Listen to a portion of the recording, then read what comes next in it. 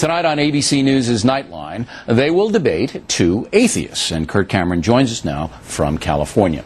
You know, I had Richard Dawkins on. He's a bestseller of the, God's Illusion.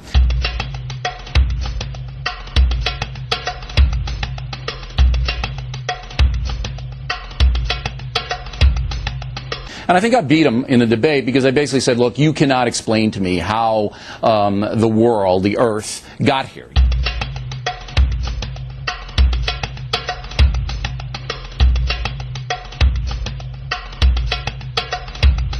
You just don't have it. You can blather all day long, but you don't have it. So,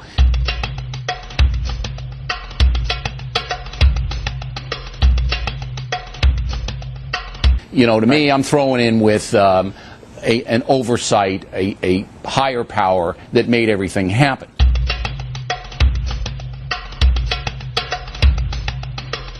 And it was an interesting debate. But I know that I didn't convince Richard Dawkins about anything, and you're not going to convince these atheists tonight on Nightline, so why bother?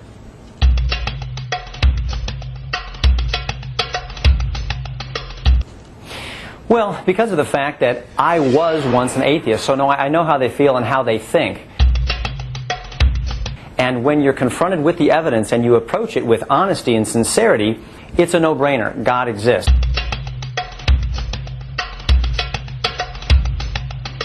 And that's what I'm hoping. People who are confused about the subjects because of guys like Dawkins will watch this and go, you know what? This is so simple, a child can understand it.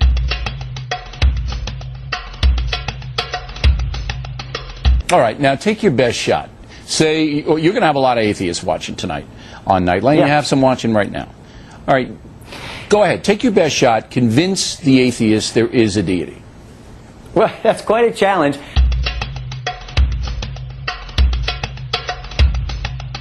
You know what? This is so simple, a child can understand it.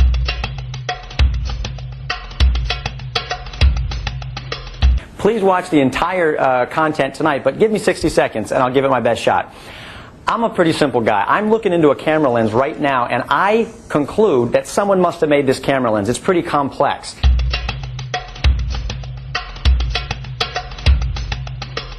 Now, you have an eye that has 137 million light-sensitive cells, far more complex than this camera lens. If the camera lens can't come together without a designer, neither can your eye.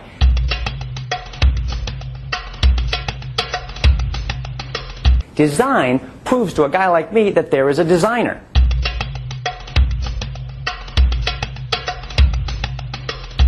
Nothing becoming something, blowing up and becoming an organized everything, just doesn't fit logic to me.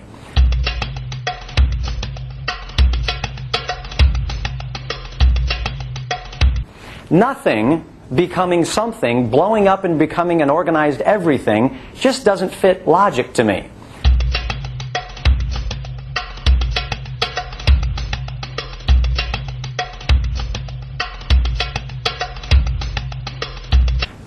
Plus, Darwin said in order to prove evolution, which is the #1 alternative to God, you've got to be able to prove transitional forms, one animal transitioning into another.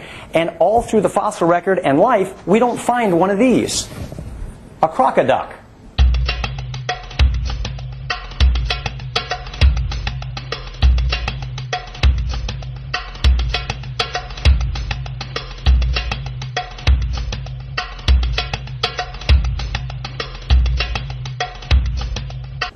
There's just nothing like it.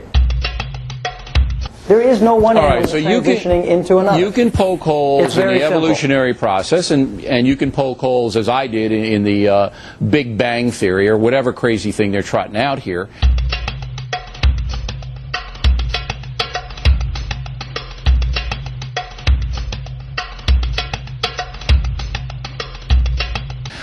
But then they're going to come back and they're going to say, look, over the course of civilization, there really has never been a demonstrable proof of a deity, and you say? Oh, but there absolutely is. Like we said, the fact that you can see the complexity of design within the natural world.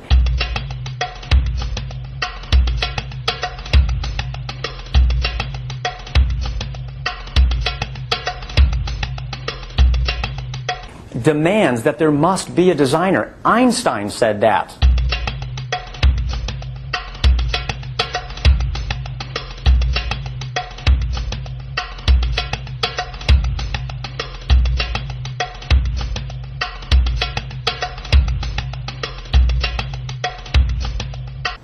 Dawkins has been answered. The fact that a painting proves there must be a painter.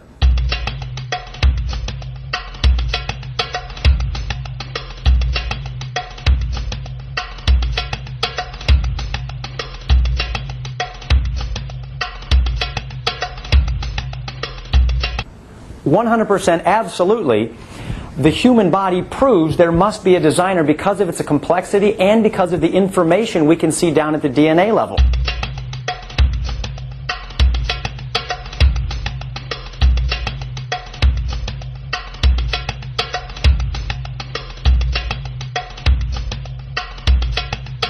It's interesting. The argument you're making is interesting. It's along the lines of my argument, because I say, listen, sun goes up, sun goes down, tide comes in, tide comes out. There's no miscommunication. Yeah. There's a storm, there's regeneration, and it would be a leap of faith far beyond believing in Jesus or Buddha or Allah to think that it just accidentally got that way.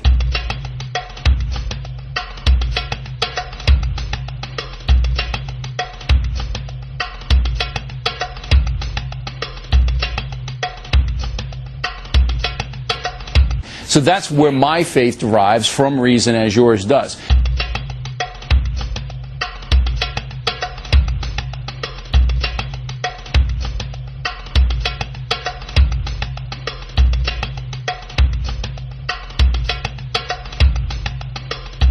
Now, why do you think, and I heard this happened on Nightline, we talked to some people over there, they got pretty nasty with you guys.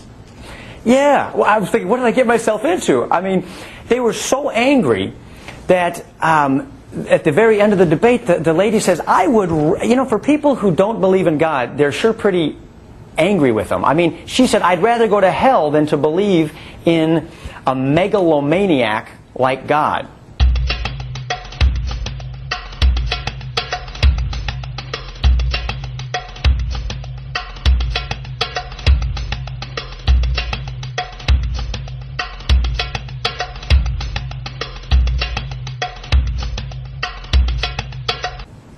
That's pretty harsh language, and you'll hear that tonight.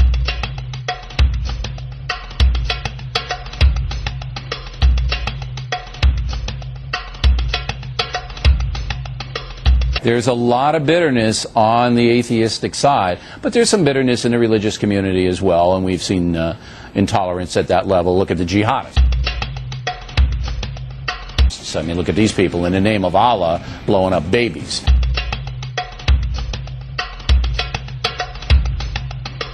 So I think but it'll be interesting for the audience to see how you and your partner Comfort act tonight and how your opposition act. Mr. Cameron, always good to see you. Thanks for taking the time. We appreciate it.